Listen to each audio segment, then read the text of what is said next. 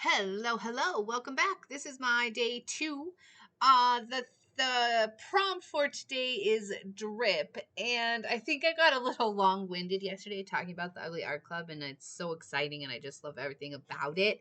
So I'm going to say, if you have any questions about the club, reach out. Some of the other things we have are some guest designers and some prizes and their swag, and we have giveaways, and I mean it's a really great place to just make more art. That's sort of boom, the Ugly Art Club. We make more art. So for today's piece, I am starting with that piece of jelly printed piece that I've cut, and I have this. So also today's prompt is drip.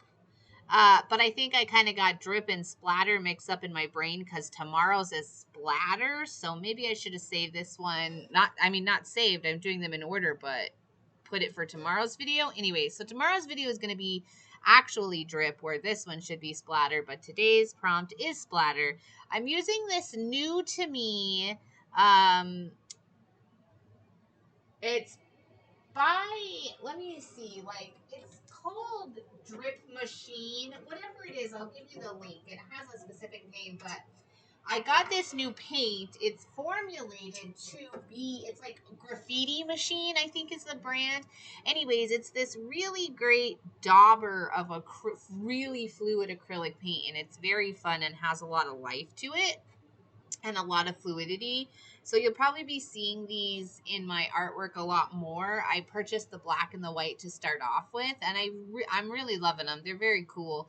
It's a great easy way to get some paint down quickly and splatter and splash and drip and whatever sort of is in your messy, hardy desire.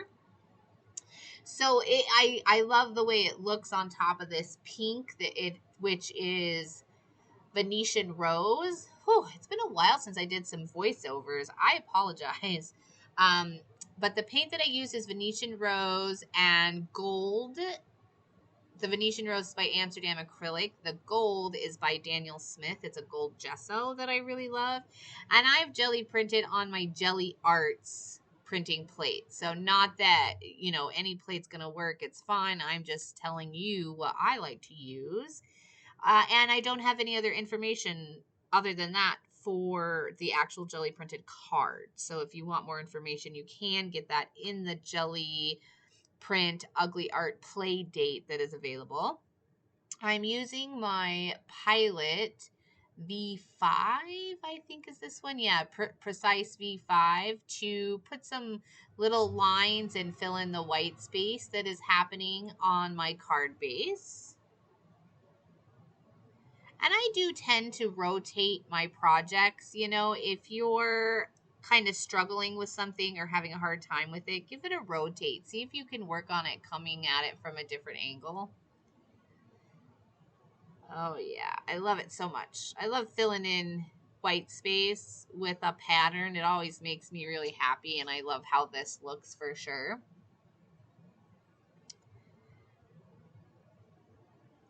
And I did heat that paint dry, so it got a little bit of a crackle in it, which is pretty cool.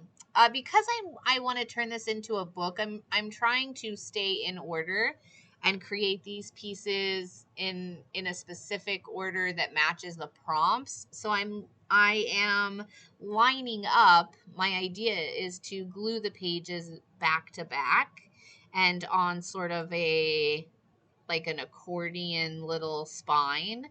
So I am lining up and stapling my tab so that it lines up with the other one. It's not a big deal because the tabs are double-sided. Like once you fold the tab over and put it on, it does have another side to it. So you don't have to stress about that. But for my book's sake, I really wanted the tabs to line up. So I just held it up, squared up the edges, and stapled that tab in the same place as the other one. And then I have these giant numbers, these die cut numbers. They aren't giant. That's hilarious that I said that. They look giant because I'm working on such a small piece, but this is actually the medium size. And they are chipboard numbers that I've manufactured at Unwell Studio. And they're really great. They're sourced from a vintage set of table numbers that I have. And they come in they come in 3 sizes inside the package, and there's 60 cards total, and they're heavy chipboard. Like, they're really pretty incredible. I was digging through the box to see what I had. I was hoping I had the smaller size. This is the medium, and then the large is really big. Probably the size of the whole the whole card base there. But I was looking for a smaller one. I was looking to see what numbers I have close at hand, because if you didn't see, there's a video on my Instagram where I gathered all my supplies and knew what I was going to be working with. And that helps me when I'm creating a book, and it also helps me when I only have 5 minutes. So I do slightly go over the 5 minutes here because I was digging around for those numbers so much. In the end, I decide to make my number landscape instead of portrait, which I think is really fun and gives it sort of a different little life there also. And I'm gluing it down with Fabrifix. And that's it. So that one's in the bag. I'll set that to the side. Don't forget that you can get these prompts in the uglyartclub.teachable.com's course curriculum. You can find the course. It's the 5-minute challenge. It's free.